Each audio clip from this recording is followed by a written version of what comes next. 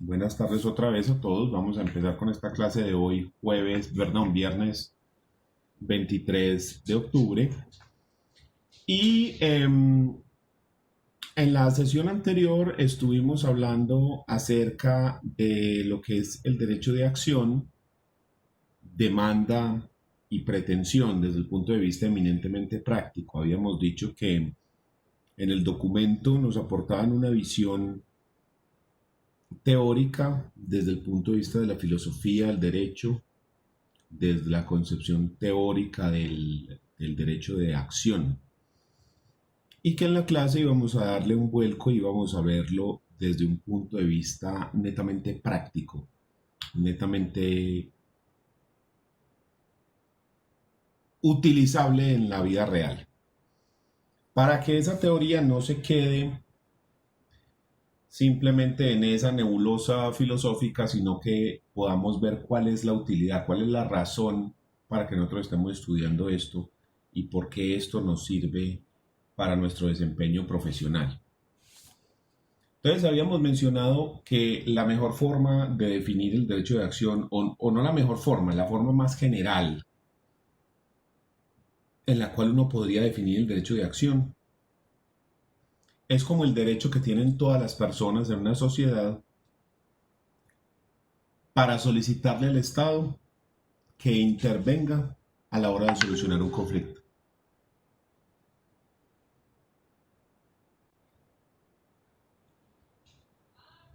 Y asimismo,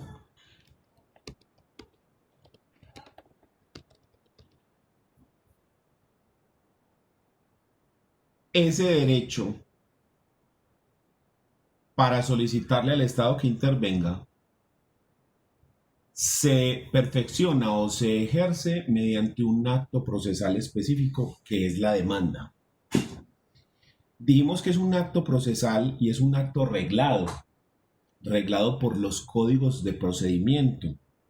En el Código General del Proceso, por ejemplo, la demanda está regulada en el artículo 82. Y en ese artículo 82 del Código General del Proceso, por ejemplo, nos dice cuál es el contenido que tiene que tener esa demanda. Entonces, cuando uno mira este artículo 82, llega y le dice lo siguiente: salvo disposición en contrario, la demanda con que se promueva todo proceso deberá reunir los siguientes requisitos. Y estas son las condiciones mínimas que tiene que tener una demanda para que el juez pueda tramitarla. Estas son esas condiciones mínimas que tiene que tener. ¿Sí? La designación del juez a quien se dirige. Para identificar a este juez al que se dirige necesitamos hacer el análisis de jurisdicción y competencia que hemos visto. Necesitamos saber que existe el juez natural y tenemos que identificar a cuál juez vamos nosotros a presentar la demanda, porque solo hay uno que sea competente para resolver ese conflicto en específico. Y para ello necesitamos esos factores que determinan la competencia. Necesitamos identificar a las partes. Entonces, para esto usted necesita haber visto personas, para saber, por ejemplo, cuando aquí le dicen el nombre y el domicilio, ¿a qué se refieren? Por eso es que estas materias son interdisciplinares y por eso es que en derecho las materias se van viendo en el orden en el que se van viendo, porque van a presuponer que usted tiene unos conocimientos básicos adquiridos antes para poder ejercer. Entonces, por ejemplo, cuando me dicen el nombre del domicilio, ¿se están refiriendo a qué? Entonces, en personas nos hablaban de los atributos de la personalidad, que nos decían que era el nombre, la nacionalidad, el domicilio, la capacidad, el estado civil. ¿Sí? Entonces, cuando nos hablan del nombre, nos están hablando de qué? Del nombre de pila, más el apellido paterno y materno. O si es persona jurídica, nos están hablando de la razón social.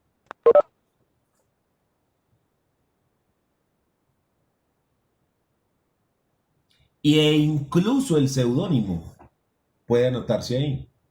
O la sigla, como EPM, Empresas Públicas de Medellín. ¿Sí? ¿Qué más dice ese artículo 82? ¿Qué más contiene? El nombre del apoderado judicial, del demandante, de nosotros los abogados, nos tenemos que identificar. Y llegamos acá al cuarto punto, que es la clave, el núcleo de la demanda. Lo que se pretenda expresado con precisión y claridad. ¿Qué es lo que ese demandante, qué es lo que esa persona está solicitando que el juez haga en la sentencia? ¿Con qué circunstancia, con qué situación ese demandante considera que no solo el conflicto ha terminado, sino que ha terminado favorablemente? Entonces la pretensión la establece el demandante. Y es muy importante la pretensión y es el núcleo porque es la forma en la que usted le dice al juez cómo se debería terminar el proceso.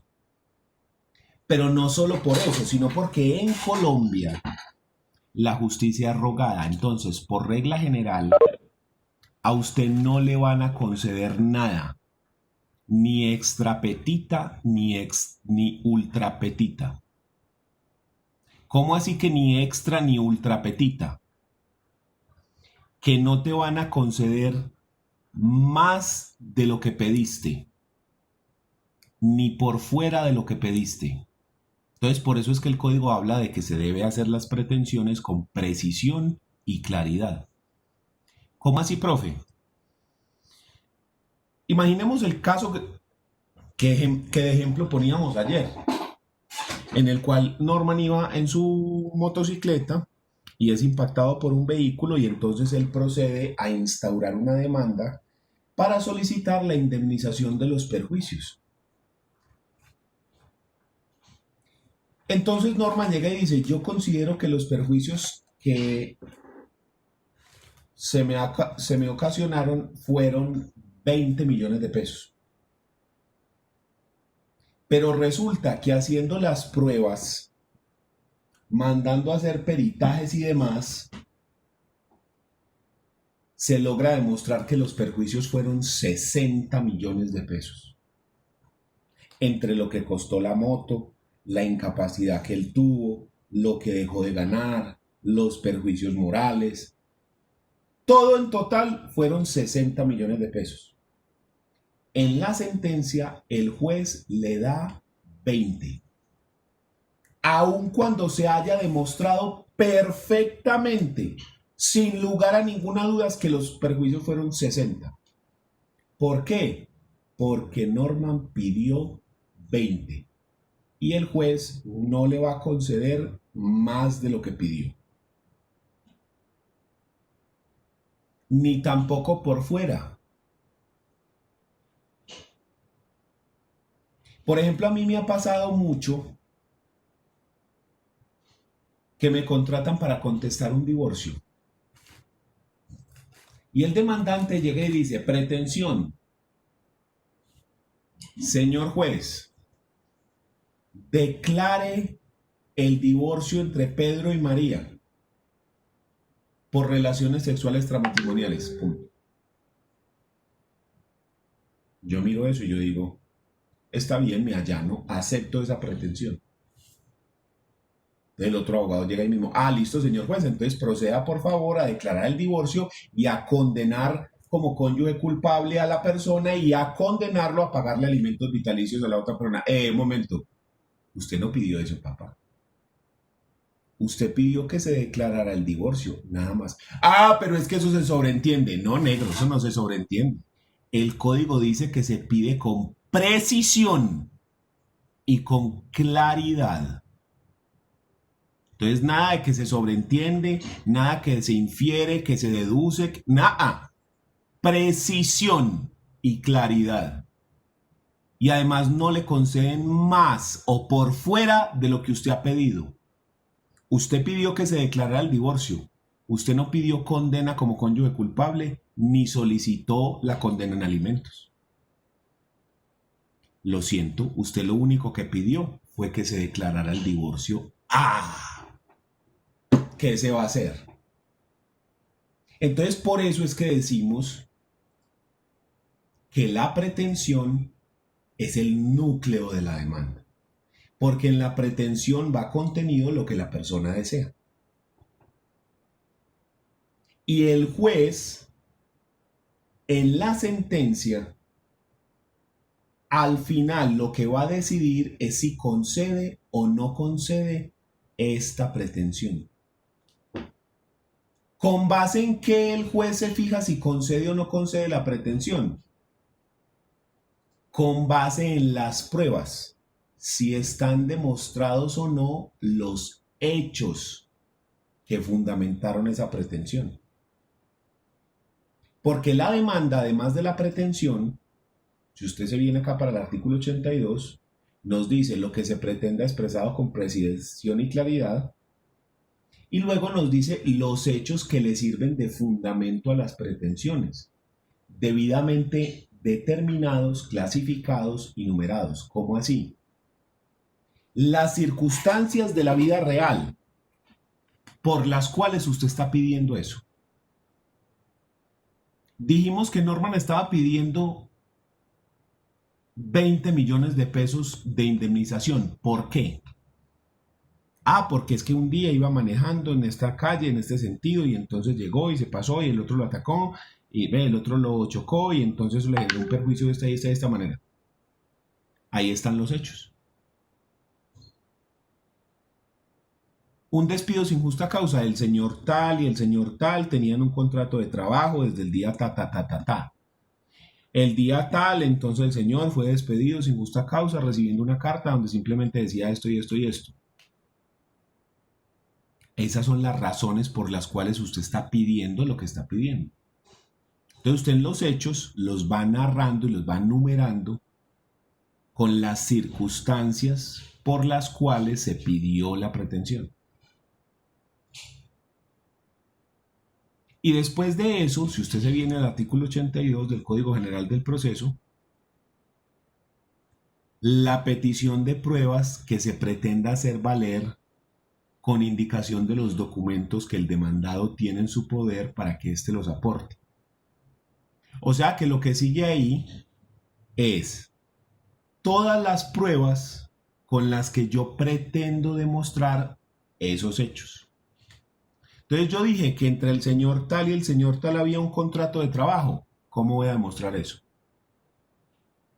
Que el día tal el señor recibió una carta de despido. A ver la carta. ¿Sí? Que es un accidente el caso de Norman. Entonces que él iba ahí yendo por la calle y se generó un choque. ¿Cómo vamos a probarlo? Que mire el croquis del tránsito, que mire este video de una cámara de seguridad donde se ve, que mire estos testigos. Y entonces los perjuicios. La moto costó arreglarla 2 millones. A ver las facturas. A ver el dictamen del perito donde dice, vea, a la moto se le dañó esto y esto y esto y esto y esto y esto tiene este valor y esto este y esto este y esto este y esto este. Entonces las pruebas lo que hacen es demostrar los hechos. ¿Y a mí para qué me sirve demostrar los hechos? Porque esas son las razones por las cuales yo estoy pidiendo lo que estoy pidiendo. O sea que en las demandas no se trata de narrar una novela. Se trata de decir las cosas puntuales por las cuales usted está pidiendo esa cosa. Y no se trata de meter pruebas como rellenando un pavo, que mientras más relleno más sabroso, no. Las pruebas tienen que ir encaminadas a la demostración de los hechos. Hay procesos que tienen una sola prueba, 2 pruebas, 3, 10, 15, 20, 3000, 4000, dependiendo del proceso, de qué es lo que yo quiero demostrar.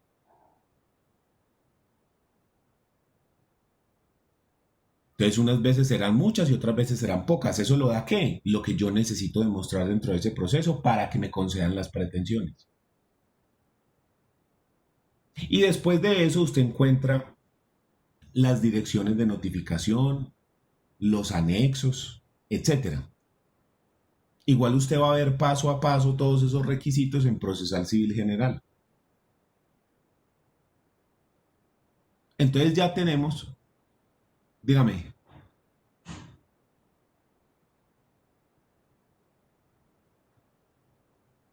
entonces ya tenemos hasta este punto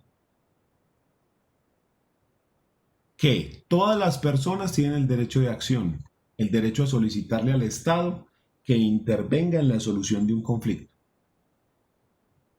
Todas las personas, naturales o jurídicas. Pero para instaurar una demanda, que es la forma como se ejerce el derecho de acción, dijimos que había unos límites. Y el primero de esos límites fue la legitimación en la causa.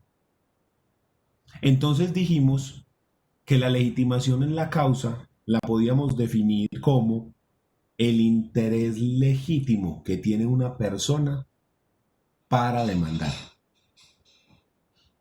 Y que ese interés legítimo está dado generalmente por una calidad jurídica. Propietario, arrendador, arrendatario, empleado, trabajador, padre, hijo, cónyuge, socio. En la medida en la que yo tenga esa calidad jurídica, entonces yo puedo presentar una demanda. ¿Quién puede presentar la demanda de indemnización por despido sin justa causa? El trabajador que fue despedido.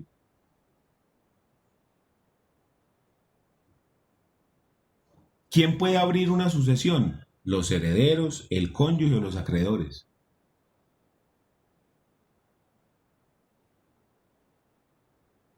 ¿Quién puede demandar para que le paguen el costo de unas mejoras? La persona que realizó las mejoras. El que sacó plata para hacerlas. ¿Quién puede pedir la prescripción adquisitiva de dominio de un bien? El poseedor que lleva un tiempo ejerciendo actos de señor y dueño sin reconocer dominio ajeno. Entonces, todas esas calidades se transforman en uno de los requisitos principales que limitan la demanda. La demanda, no el derecho de acción, la demanda. Porque el derecho de acción lo tenemos todos. Pero cuando vamos a demandar, no podemos demandar todos por todo, sino que se pueden demandar las personas que estén legitimadas en la causa para instaurar un determinado proceso. Y esa legitimación en la causa la puede dar una posición contractual, la puede dar el parentesco, la puede dar la ley, etcétera. Pero siempre tendremos que tener esa calidad jurídica, porque si no la tenemos, no podemos instaurar el proceso. La segunda pared o la segunda traba, obstáculo que tiene la demanda es que solo puede comparecer por sí mismo al proceso, personalmente, sin intermedio de otra persona, las personas naturales mayores de edad. Las personas naturales mayores de edad tienen la capacidad de ejercicio. Otro de los temas que se ven en procesal civil, en introducción a derecho civil.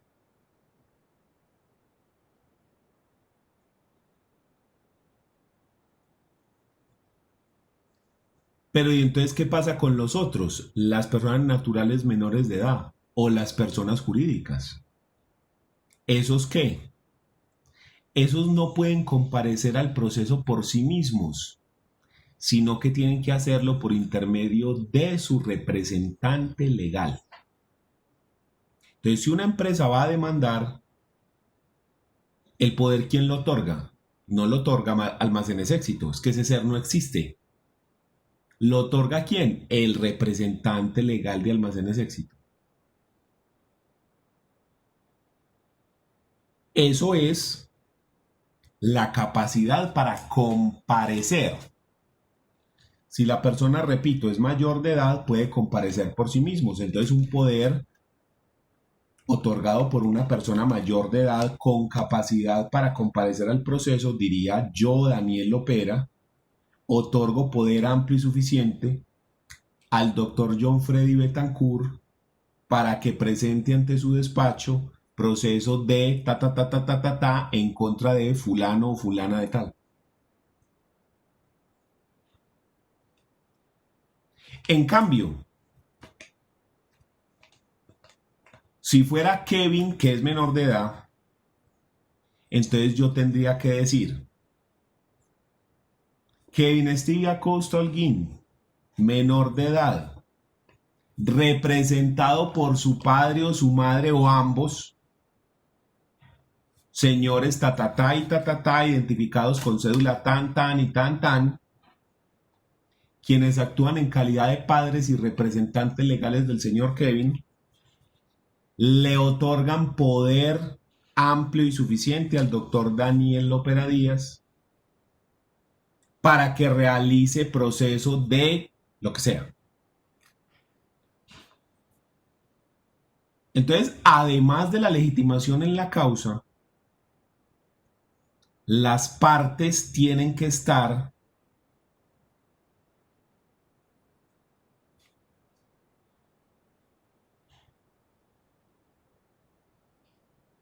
en capacidad de comparecer por sí mismos.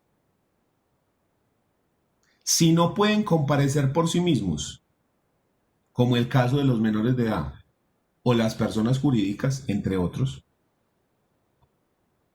entonces debe hacerlo por intermedio de un representante legal.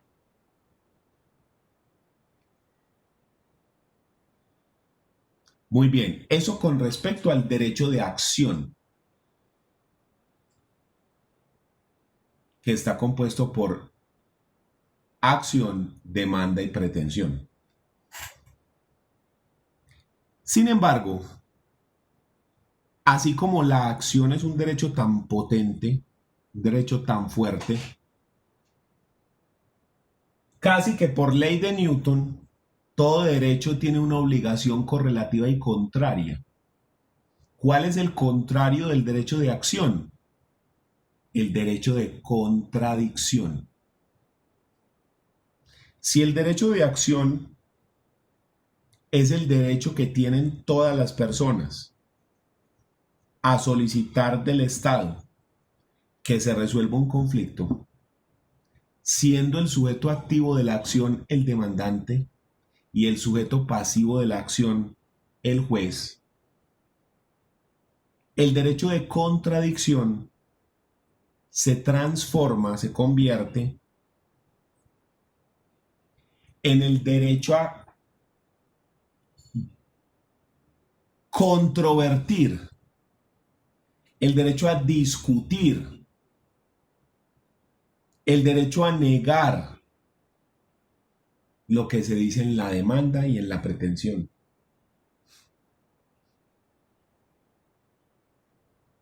El derecho a responder a la acusación que se le hace en juicio y el derecho a ser escuchado al igual que es escuchado el demandante. Entonces, tenemos por un lado el derecho de acción, que es un derecho para solicitar esa intervención del Estado con finalidades pecuniarias o personales, y el derecho de contradicción es un acto de defensa. Si el de acción es un acto de ataque, la contradicción es un acto de defensa. La contradicción está asegurada en el artículo 29 de la Constitución, que es el debido proceso. Y esa contradicción lo que implica es que la parte, el abogado demandado, del demandado, tiene la posibilidad de solicitar pruebas para demostrar que el demandante no tiene la razón. Controvertir, decir que lo que dice en la demanda es mentiras. demostrar que no existió esa responsabilidad y que por lo tanto la persona debe ser antes castigado él. Eso es lo referente a la contradicción, que sería el derecho correlativo y contrario al de la acción. ¿Quién tiene derecho de contradicción? Todas las personas. Así como todas las personas tienen derecho de acción, derecho a solicitarle al Estado que intervenga en un determinado proceso para darle solución, todas las personas en igual manera tenemos derecho a que, si se instaura una demanda en contra, yo poderme defender, presentar pruebas e intentar demostrar que el demandado no tiene la razón, sino que es el demandante la persona que la tiene.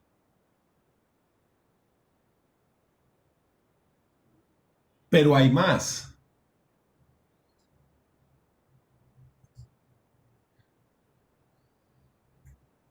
Ese derecho general a defenderse, ese derecho general a hacer frente a una demanda que fue interpuesta en mi contra, me permite defenderme, me permite pronunciarme acerca de lo que se dijo acá en la demanda. Me puedo pronunciar frente a lo que se pidió o a los hechos en los cuales se basó esa petición. Pero, ¿cómo se transforma? ¿Cómo se perfecciona ese derecho de contradicción? Al igual que el derecho de acción se perfecciona con la demanda y en su centro está la pretensión, el derecho de contradicción se perfecciona, se pone en práctica con la contestación de esa demanda.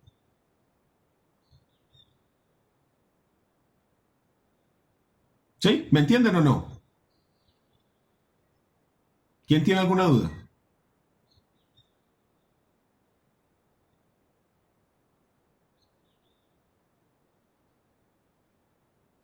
Entonces, la contestación, si la contradicción es el acto contrario a la acción, la contestación es el acto contrario a la demanda.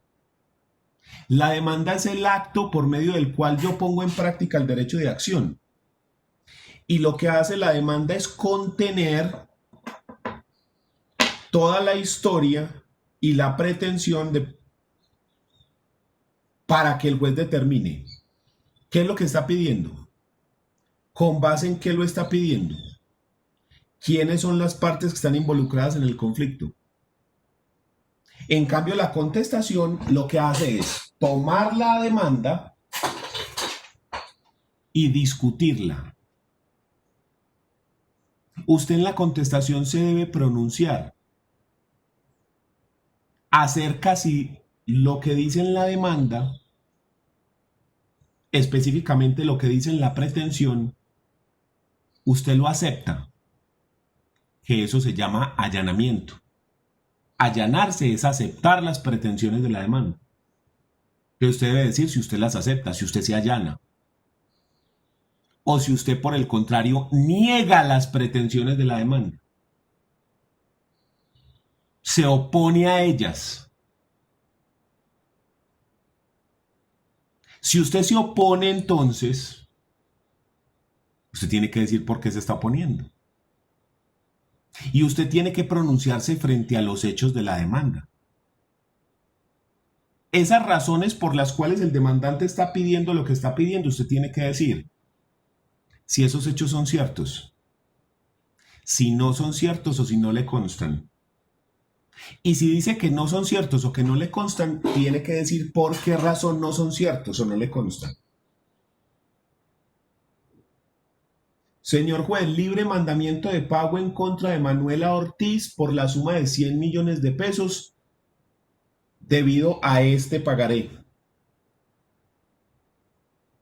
Entonces Manuela dice, es cierto que entre Daniel y yo se firmó un pagaré, eso es cierto. Es cierto que el monto del pagaré eran 100 millones, eso es cierto. Pero no es cierto que se deba a la fecha. Esa deuda ya está paga. Mire la prueba. Entonces, la contestación es un acto únicamente de defensa.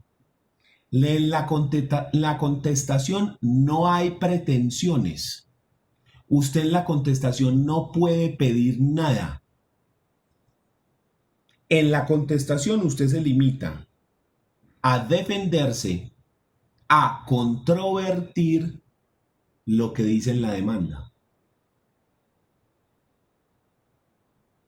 Entonces, si la demanda tiene como núcleo las pretensiones, donde se hace la petición al juez, la contestación tiene como núcleo las excepciones de mérito o excepciones de fondo. También se llaman así. Excepciones de mérito o excepciones de fondo. Es la razón por la cual no tiene el juez que conceder las pretensiones. ¿Cuál sería la excepción de Manuela ante esa demanda que yo interpongo diciendo que me debe 100 millones de pesos en un pagaré? Pago. ¿Es cierto que el pagaré fue firmado? Sí, es cierto. ¿Es cierto que el monto era ese? Sí, es cierto.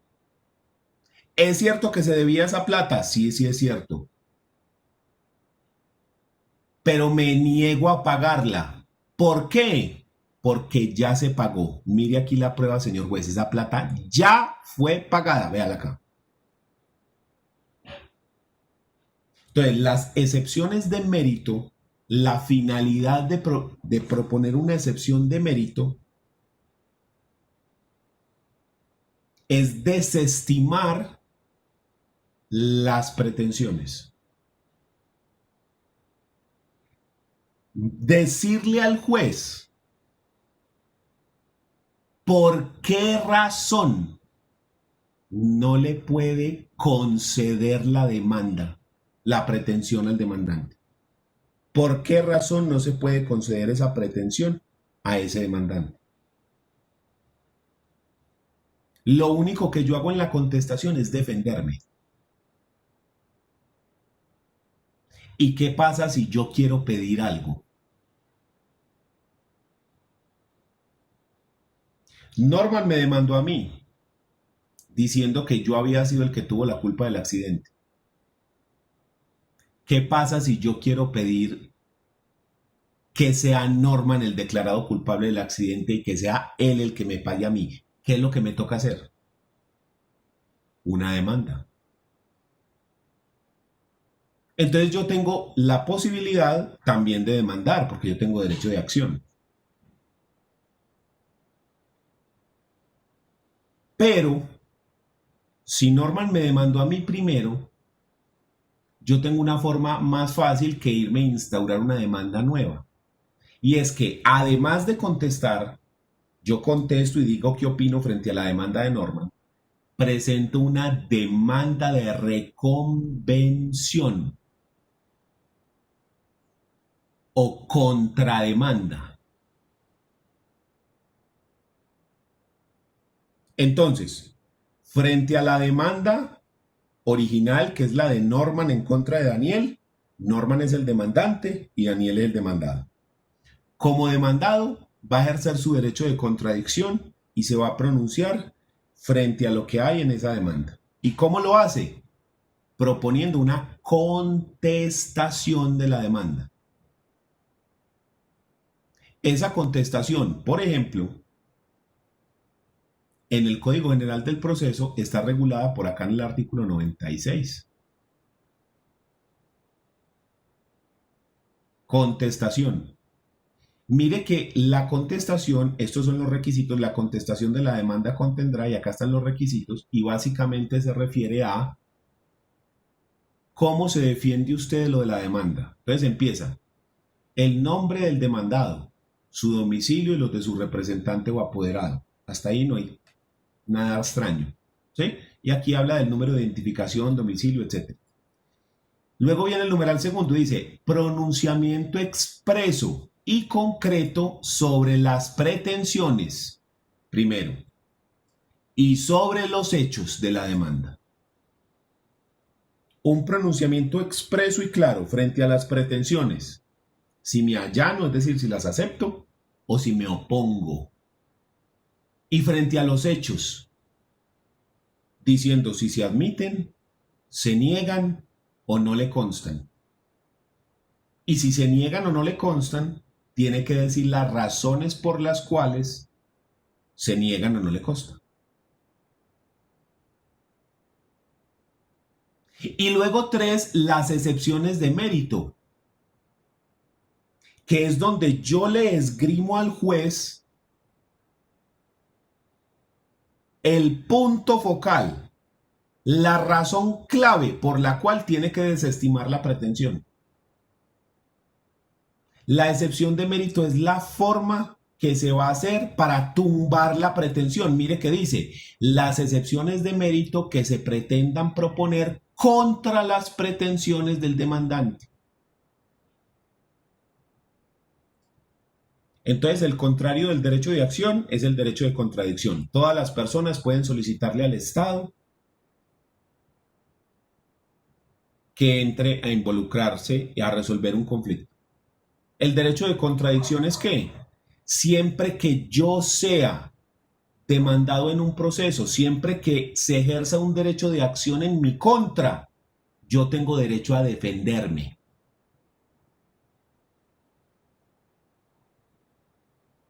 El derecho de acción se ejerce con la demanda. El derecho de contradicción se ejerce con la contestación. ¿Qué es la demanda? El acto en el que yo ataco, en el que realizo la pretensión. ¿Qué es lo que yo quiero? ¿Qué es lo que yo quiero que el juez haga? Que condene al demandado, que lo ordene pagar, en fin. En la contestación va la defensa contra eso que se pide en la demanda. Y en la demanda el punto clave es la pretensión. En la contestación el punto clave son las excepciones de mérito, donde yo esgrimo las razones por las cuales se tienen que negar las pretensiones.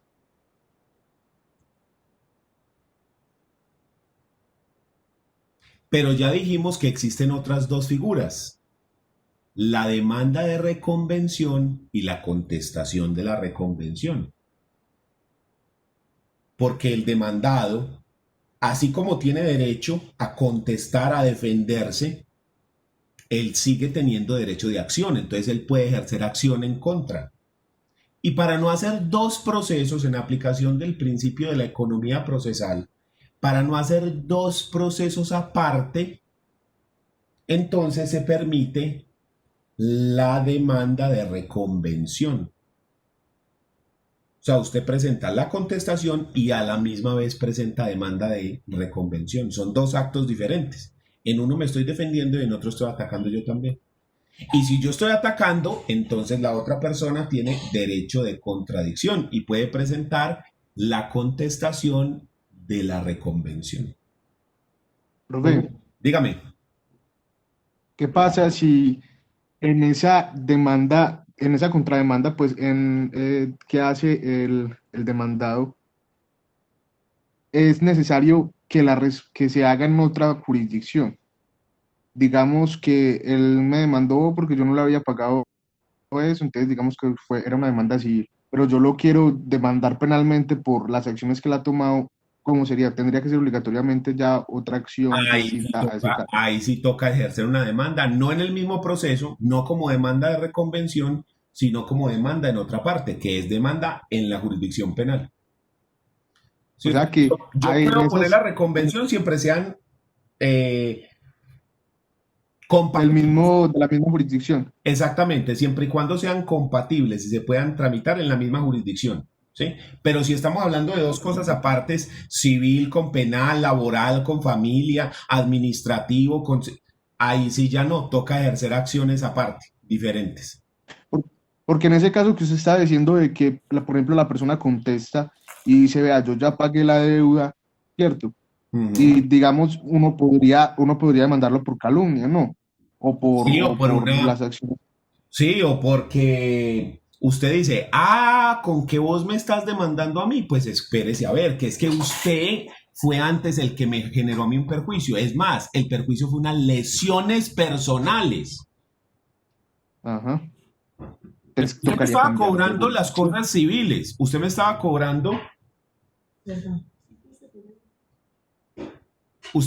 cobrando económicamente los perjuicios. Pero es que usted cometió un delito, usted me generó a mí unas lesiones personales.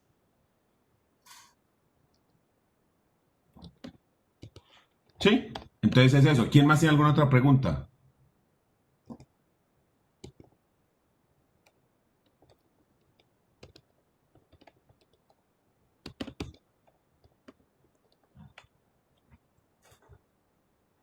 ¿Nadie más? Espere que aquí me escribieron algo en el chat.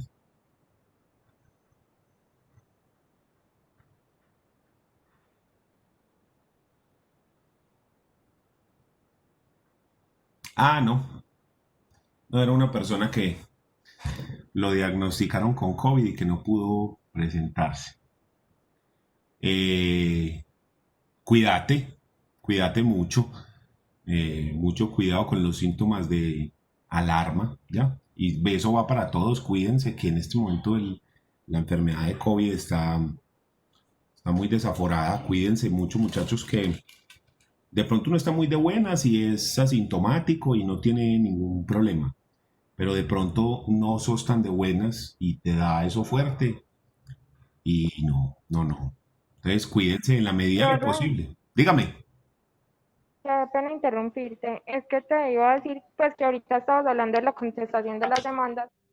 No sé si de pronto tengas como ejemplitos que podamos ver que hayas hecho, Sí, sí, ya o voy a pido poner mucho, ejemplo no de sé. las dos.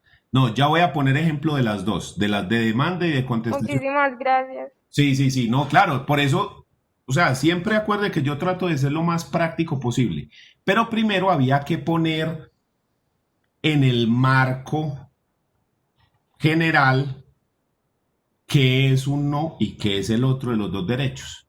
Vamos ahora a pasar a mirar una demanda y una contestación. Déjenme, yo busco aquí la demanda porque vamos a utilizar unas que en el semestre pasado, en la clase de procesal civil general, yo puse a la gente a hacer unas demandas, pero entonces espérenme, déjenme un segundito, yo busco aquí la demanda y la contestación. Entonces, a ver, Profe, otra preguntita que tenía aprovechando que sabes tanto del tema, es que tengo mucha duda sobre, pues, que usted ya le explicó que dependiendo de la materia, sí. la demanda era de litigio o no era de litigio, ¿cierto? Ujú. Me gustaría de pronto, no sé si eso lo vamos a ver más adelante, uno pertenece a este curso, ver de pronto cuáles son las diferencias y por qué no requiere litigio y por qué sí. Y qué pena la molestia. Lo que pasa es que cuando hablamos de una demanda contenciosa, siempre hay que hacer un litigio, es decir, siempre tenemos que hacer un proceso judicial, siempre. Contenciosa es que hay desacuerdo entre las partes, que uno dice una cosa y el otro dice la otra, que no están los dos actuando hacia el mismo punto, sino que uno tira hacia un lado y el otro hacia el otro. En este caso es obligatorio ir a un proceso judicial, porque yo le digo al juez en mi demanda, señor juez, pasa esto y esto y esto y esto, le solicito tal cosa basándome en estos hechos y en estas pruebas. Y en la contestación yo contesto diciendo eso no es cierto, por estas y estas y estas razones, no le puede conceder la pretensión por esto y esto y esto. Entonces las personas no están de acuerdo. Si las personas por el contrario sí están de acuerdo, por ejemplo un divorcio de mutuo acuerdo, ambos cónyuges dicen hasta aquí llegamos, no más, yo ya no te quiero. Y ella le dice, yo tampoco te quiero, hombre, ¿sabes qué? Sí, en eso estamos de acuerdo, ya no, ya esto no funcionó más. Entonces nos divorciamos, divorciémonos. Entonces ellos van y de mutuo acuerdo, en un solo escrito, piden el divorcio. Cuando los procesos son de mutuo acuerdo, usted tiene dos opciones. Puede ir al juzgado, porque siempre podremos ir al juzgado a resolver un conflicto, así sea de mutuo acuerdo. O vos puedes ir a una notaría. Y en la notaría te hacen ese divorcio de mutuo acuerdo. ¿Tal? Entonces no es necesario ir al proceso. Entonces se hace la escritura pública y sale. O podés acudir a otro método de solución de conflictos diferente. Transacción, conciliación, arbitraje, es más. Pero todos los, o casi todos los métodos de solución de conflictos diferentes al proceso judicial requiere que haya un acuerdo entre las partes, al menos para decir, no vamos donde el juez, no hagamos un proceso, vamos a tal parte. Profe, entonces, por ejemplo, en los casos de las personas vulnerables que tienen una discusión, pero digamos que para un abogado realmente no sería justificable para los honorarios que cobra, ese tipo de personas se jode y ya, pues, me perdonas la expresión. No es así porque lo que dice la ley es, para cualquier proceso usted necesita abogado. Pero entonces te dan dos opciones, porque eso se puede volver una talanquera, una traba al derecho de acción. Porque a usted de qué le sirve que le digan, usted tiene derecho a pedirle al Estado que le resuelva los conflictos. Siempre y cuando contrate un abogado. Y el abogado vale. Entonces lo que vos decís, si usted no tiene plata, jódase. Entonces no tiene derecho de acción. No. Para evitar que eso pase, se dan dos cosas. La primera es que hay procesos judiciales que no requieren abogado. Todos los procesos de mínima cuantía no requieren abogado. ¿Usted puede llevar abogado? Sí, pero no es necesario. Usted puede presentar la demanda sin ser abogado. Las tutelas ni siquiera tiene que hacerse por escrito. Si usted no sabe escribir, usted puede ir al juzgado y presentar la tutela de forma oral, sin abogado. Esa es una opción. Pero ¿qué pasa si el proceso es de menor o de mayor cuantía, pero yo no tengo plata? Ejemplo, una persona va por la calle, lo atropellan, lo matan, y el señor era la fuente de ingresos de la familia. La señora ama de casa, los niños chiquitos, 3, 4 y 5 añitos, y ya no tienen nada más. ¿De dónde van a pagar un abogado? Y los perjuicios son cuantiosísimos, porque por la muerte de un ser querido, entonces se pagan. El daño emergente, ¿cuáles fueron los daños que surgieron de ahí? Los tratamientos médicos y demás. No, murió en el mismo instante, el entierro. El lucro cesante, lo que la persona dejó de ganar por su expectativa de vida. Los perjuicios morales o la tristeza, el dolor ocasionado a los familiares. Entonces eso puede ser una demanda de 300, 400, 500 millones de pesos. Pero esa gente no tiene con qué pagar un abogado. ¿Qué hacen esa gente? Como decimos, jodidos. No. Existe otra figura. Se llama amparo de pobreza. Mediante el amparo de pobreza, el Estado le cubre a usted gastos dentro del proceso. Incluso se le puede asignar un abogado de oficio.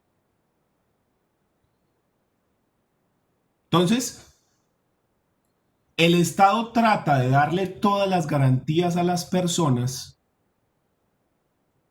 para que las personas puedan ejercer válidamente su derecho de acción. Por ejemplo, en la Defensoría del Pueblo y en las personerías te pueden prestar asesoría. Los consultorios jurídicos de todas las universidades donde tienen derecho tienen atención gratuita a las personas, para que las personas vayan y abogados y estudiantes de derecho les puedan prestar una asesoría. Y en caso de que cumplan con los requisitos, como ser de bajos recursos, le pueden llevar el proceso gratis. Eso le va a tocar hacerlo a usted. En quinto año o en cuarto y quinto año, ya finalizando la carrera, a usted le toca ver 2 materias de consultorio jurídico y en una de esas materias a uno le toca atender gente. Y la gente va allá y le hace a usted una consulta como si usted estuviera trabajando ya. Y le dice, vea, pasa esto y esto y esto, y entonces llegaron y entonces taque, ¿y qué puedo hacer ahí? Y entonces usted le da una respuesta a la persona, obviamente acompañado por el docente del área respectiva. Entonces usted va a atender en penal, por decir algo. Entonces hay un profesor penalista, abogado, que le va ayudando a usted, pero usted le da su asesoría. Es más, si la persona cumple con los requisitos, el proceso se le lleva gratis. Entonces hay muchos mecanismos que se hacen para evitar precisamente que la persona que no tiene recursos económicos se quede en la olla sin poder defenderse, sin poder ejercer válidamente ese derecho de acción. ¿Sí?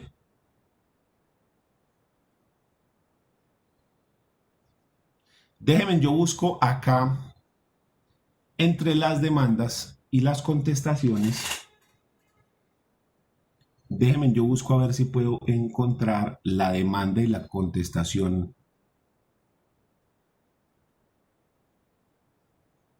de esto.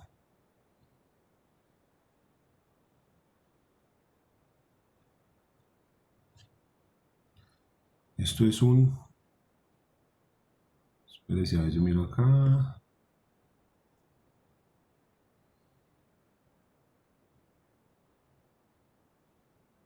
Ve, aquí tengo la demanda. Espéreme, yo me fijo acá en la contestación.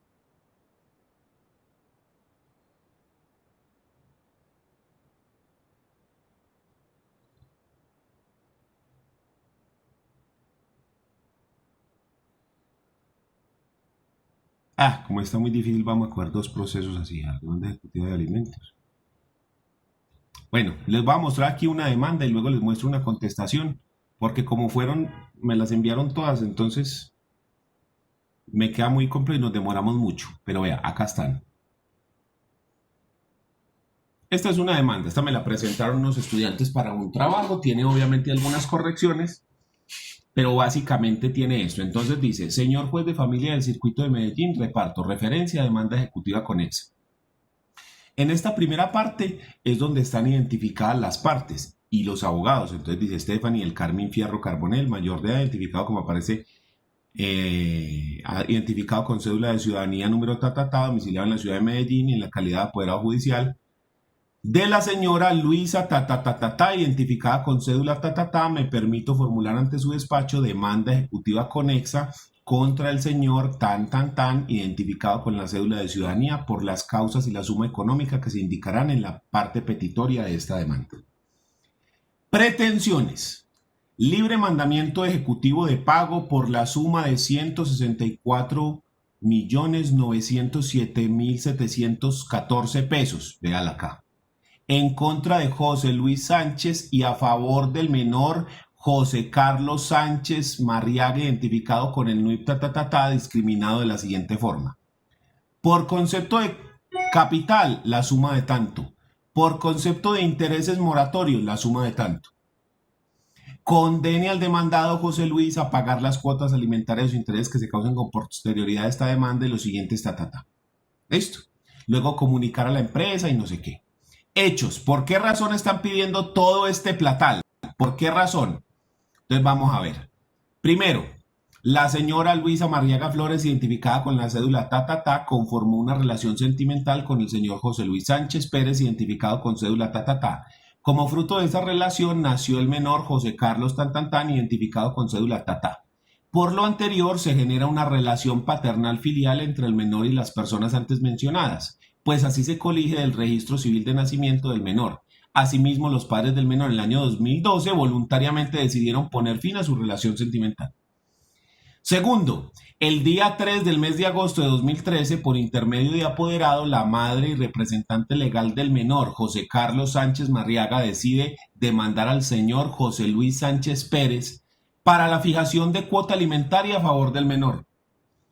Tercero, la sentencia del Juzgado Quinto de Familia del Circuito de Medellín acogió las pretensiones de la demanda y fijó como cuota de alimentos a cargo del señor José Luis Sánchez Pérez y a favor del niño José Carlos Sánchez Marriaga de la siguiente manera. El señor José Luis Sánchez Pérez se obligó a aportar la suma de 2.800.000 pesos mensuales a la señora Luisa Tatatá, dinero que se cancelará dentro de los 5 primeros días de cada mes. Además, 3 mudas de ropas completa al año, una en enero, a más tardar el día 15 y la otra en junio, más tardar en diciembre. ¿Listo? Por una suma de 380.000 pesos. Cuarto, en la sentencia se ordenó consignar el dinero a la madre del niño en la cuenta de ahorros de Bancolombia dentro de los 5 primeros días de cada mes, iniciando en septiembre, además de ordenar el incremento de la suma a partir del 1 de enero del año 2014 y por el mismo porcentaje. La usuaria afirma, y así lo hace constar en los documentos sobre el estado de cuenta en la cual el juzgado ordenó realizar el pago de las obligaciones alimentarias, que el señor José Luis Sánchez ha venido incumpliendo la cuota alimentaria de la siguiente manera. Entonces aquí están los diferentes años y aquí están las diferentes deudas. Vea que en enero aportó tanto, que en otro no aportó y así, ¿sí? Y entonces al final dice, por concepto de vestuario el señor aportó esto y debe tanto. Listo, entonces aquí está, otra vez el señor, según el certificado se gana eso, entonces estos son los cuadros de eso, y al final, deuda total, tanto, intereses tanto, capital tanto. Listo, y aquí ya están unas medidas, pues, que se pide un embargo, juramento estimatorio, los fundamentos de derecho, en qué ley se basa esto, ya, pruebas que se están pidiendo, competencia y cuantía, por qué razón el juez es competente, anexos, firma y sale. Y las notificaciones y se acabó. Entonces, esa es la demanda. Miremos una contestación. Entonces dice, señor juez de familia, referencia, demanda ejecutiva de alimentos, radicado tal, demandante tal, demandado tal. Contestación, demanda ejecutiva de alimentos. Estefany Fierro Carbonell, identificado domiciliado en Medellín, identificado con cédula de ciudadanía número tal, con tarjeta profesional en calidad de apoderada judicial de la señora tal, identificada con cédula tal, mayor de edad, vecina y residente de la ciudad de Envigado, respetuosamente procedo a contestar la demanda en el proceso de la referencia dentro del término legal y oportuno en los términos que a continuación se indican. Frente a las pretensiones, entonces aquí ella se va a pronunciar frente a lo que se pidió en la demanda. Frente a la primera, me opongo totalmente a esta pretensión, teniendo que la señora Antonia Jaramillo Maldonado, en cumplimiento de su obligación, realizó los pagos de matrícula y pensión escolar, compra de útiles escolares y otros gastos de educación adicionales a partir de enero de 2006. Fecha en que su hija María Giraldo Jaramillo, menor de edad, identificada con NUIP tal, inició proceso de adaptación escolar para grado prekinder, de acuerdo con acta de conciliación anexada en las pruebas de la demanda. En la cláusula cuarta establece que los gastos de educación están incluidos dentro de la cuota alimentaria de mi poder dante. A la segunda, me opongo en consecuencia de lo anterior, dado que al realizar un análisis de los pagos realizados por mi podernante, la señora Jaramillo, se puede ver el incremento anual en tales pagos aún por encima del contemplado, acorde con la variación en el incremento del IPC de cada año. Frente a la tercera, me opongo a los intereses moratorios y el pago solicitado, dado que de acuerdo con los soportes de pago realizados y presentados en el presente escrito, la suma que manifiesta el señor Antonio y su apoderado judicial no ha sido causada, no habiendo así lugar a esta pretensión.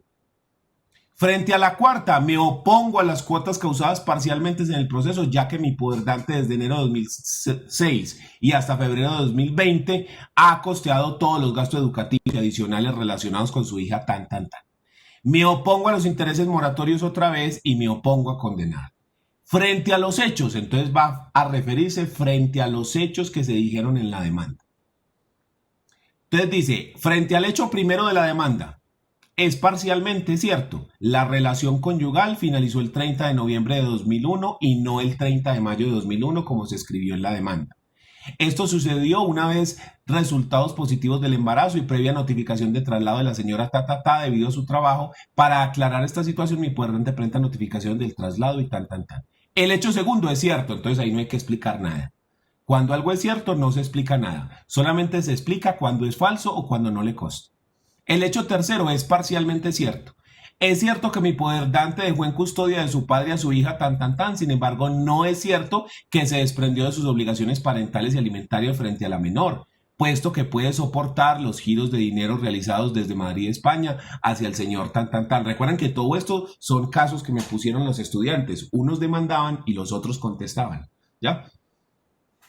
El hecho cuarto es cierto. El hecho quinto no es cierto porque no ha incumplido Excepciones de mérito, inexistencia de la obligación por compensación. No existe la obligación a cargo de mi poderdante Antonia dado que la obligación de cuota alimentaria se ha compensado con los pagos de matrículas y pensiones escolares, tratamientos médicos, uniformes, clases extracurriculares, viajes de intercambio escolar y otros adicionales similares, de acuerdo con lo expuesto en todo el texto de la contestación y como se pretende demostrar en el proceso Y aquí vienen las pruebas y entonces aquí están los soportes de pago para poder decir que ella sí pagó esas cosas. Y luego van los anexos, notificaciones, firma y se acabó. Entonces miren que en la demanda, que es el acto por medio del cual yo ejerzo el derecho de acción, yo identifico a las partes. ¿Quién está demandando? ¿Quién va a ser demandado? Digo quién es el juez y quién es el abogado. Y además de eso, le digo al juez qué es lo que yo quiero, qué es lo que yo pretendo. Y le puedo pedir varias cosas, no tiene que ser una sola, se le pueden hacer varias pretensiones. Entonces, señor juez, yo le estoy pidiendo esto y esto y esto y esto y esto y esto y esto. Y luego pongo los hechos, las razones físicas, las causas, lo que pasó en la vida para que se esté pidiendo eso. Y lo numero, hecho 1, hecho 2, hecho 3, hecho 4, hecho 5, hecho 6, voy numerando. Luego pido las pruebas para demostrar los hechos. Y luego van fundamentos de derecho, competencia, anexos, direcciones y firma. En la contestación, básicamente lo que yo hago es coger la demanda y empezar a escribir. Frente a las pretensiones, me allano, la niego, ¿sí? Y luego cojo a los hechos. Frente al hecho primero, ¿es cierto? ¿No es cierto? ¿No me consta? ¿Tiene algo de verdad y algo de cierto? Entonces, ¿qué es cierto y qué no es cierto? ¿Sí? Y voy escribiendo frente al hecho primero, frente al hecho segundo, frente al tercero, Para eso yo tengo que tener la demanda en la mano, ¿sí? Para poder ir contestando según lo que me están diciendo. Porque la idea es que yo me defienda. Entonces, si ahí están diciendo, es que usted hizo entonces yo tengo que decir, venga, es que eso no es cierto porque esto y esto y esto. Entonces, la contestación es un acto de defensa. Yo tengo que tener la demanda en la mano para poder contestar. Y luego propongo las excepciones. ¿Qué es lo que yo voy a excepcionar? Lo que yo voy a excepcionar es pago. Listo. ¿Qué es lo que usted pagó? ¿Cómo lo pagó? Pruébelo. Luego las firmas y listo.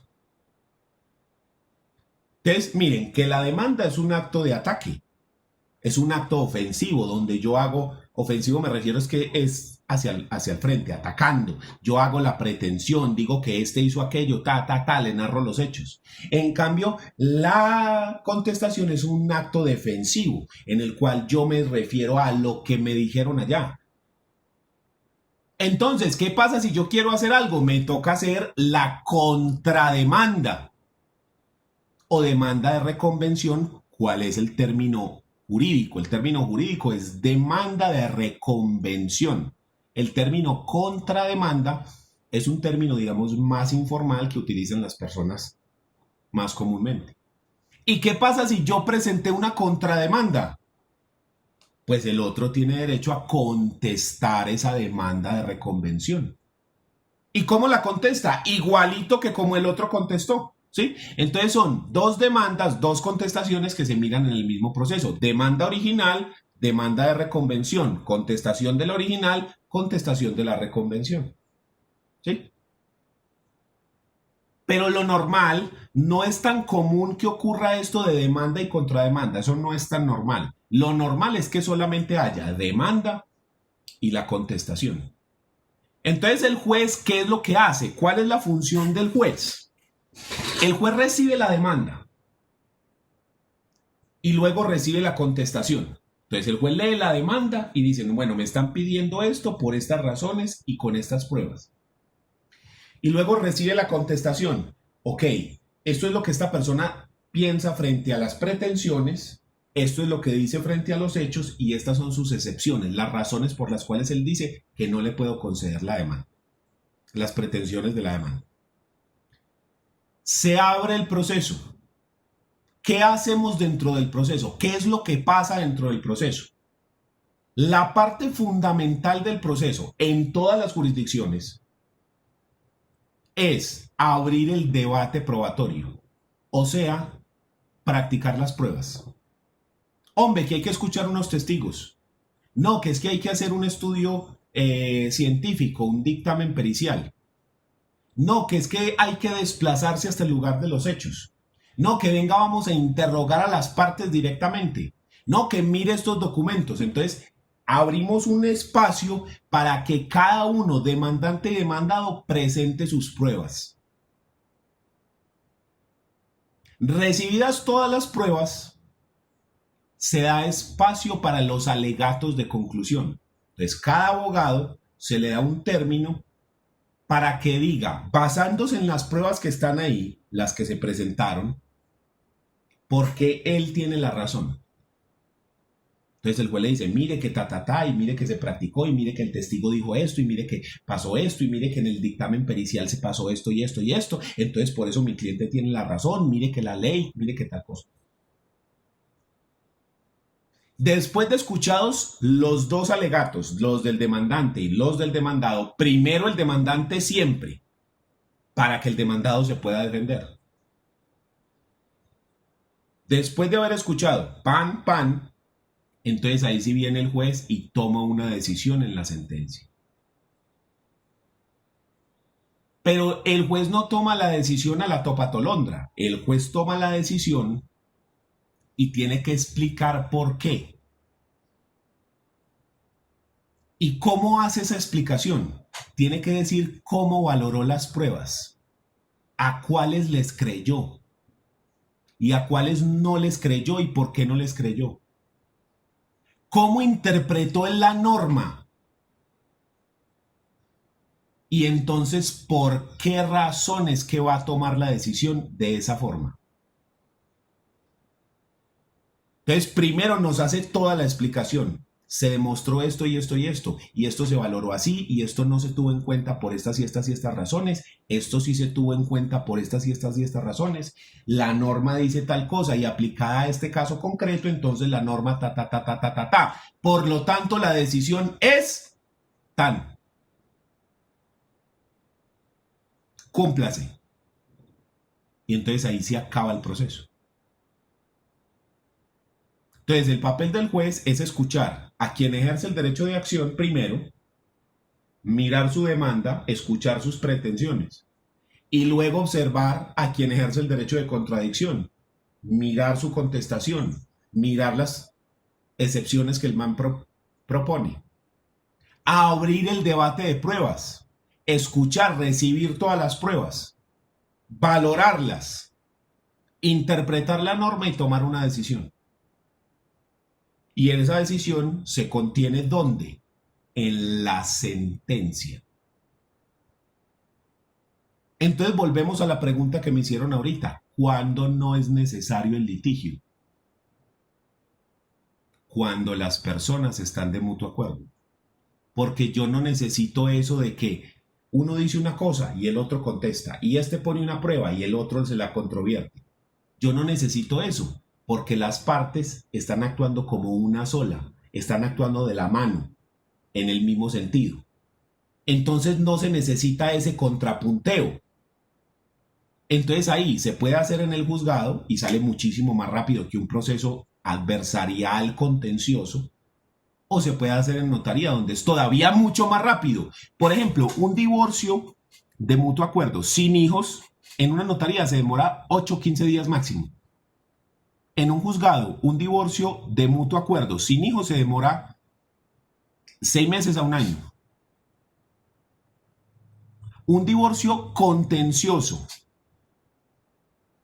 en un juzgado se demora de 1 a 3 años. Y de pronto puede demorarse más. Entonces mire que la diferencia es mucha. Hay algunas veces que no vale la pena dar la pelea. Otras veces sí. Otras veces sí vale la pena. Todo depende de la situación. Todo depende de los intereses del cliente. Todo depende de las pruebas que uno tenga. ¿Sí? Y el papel de uno como abogado es ¿qué? No es ser un abogado pleitómano que por todo quiere estar demandando. No. El papel suyo es mirar los intereses de su cliente y darle una asesoría completa, mostrarle todos los escenarios para saber si lo que más le conviene al cliente es demandar, hacer el proceso en notaría o incluso allanarse, aceptar lo que se dice.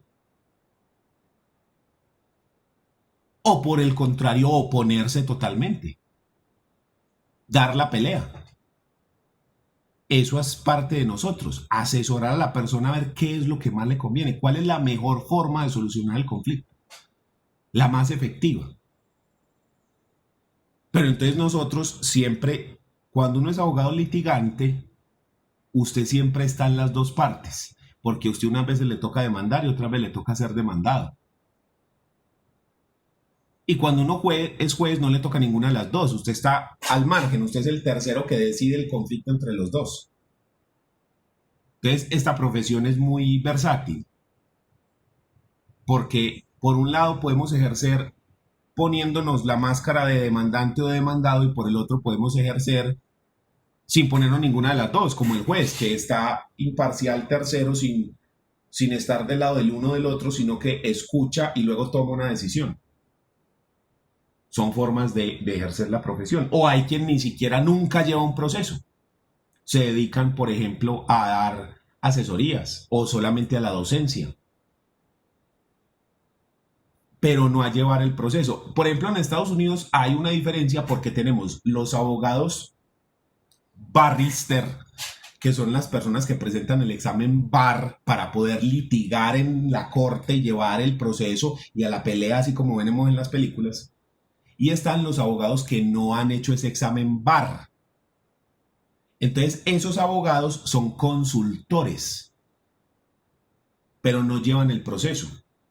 Le dicen, por ejemplo, le redactan contratos, dan asesorías de qué se puede hacer, qué no se puede hacer, cómo se debe hacer. Hacen negociaciones, pero no llevan procesos. Y hay una diferencia muy marcada. En Colombia no se ve tanto esa diferencia tan marcada entre el que puede y el que no puede. Porque allá usted, para poder litigar, además de pasar por la carrera y obtener su título, necesita presentar un examen, el examen que se llama bar, que desde hace rato aquí en Colombia se está queriendo imponer lo mismo, que usted para poder litigar necesite presentar un examen cada cierto tiempo, además de haber cursado la carrera. Es una figura interesante al menos, ¿ya? ¿Quién tiene alguna duda?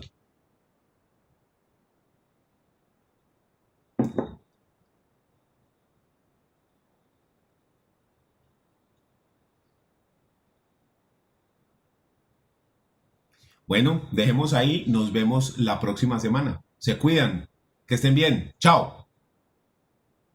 Hasta luego, profe, muchas gracias. Chao.